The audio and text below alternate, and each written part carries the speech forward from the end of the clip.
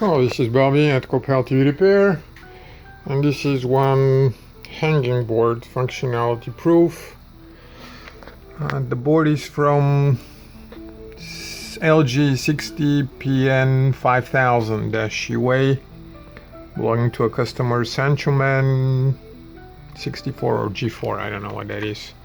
This could be our writing on the board identifying it, but the purpose of that is to see that this board that the customer will receive back, and which is their board, is functioning properly after repair. I believe the note on it was that it was struck by lightning, and this is it again,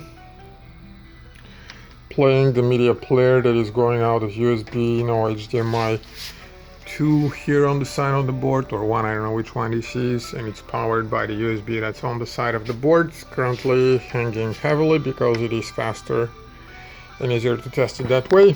That's all. The main processor was damaged, it had to be replaced. No reflowing, no easy peasy stuff. That's the bad guy, and that is all. Should be good until another lightning strikes. Thank you.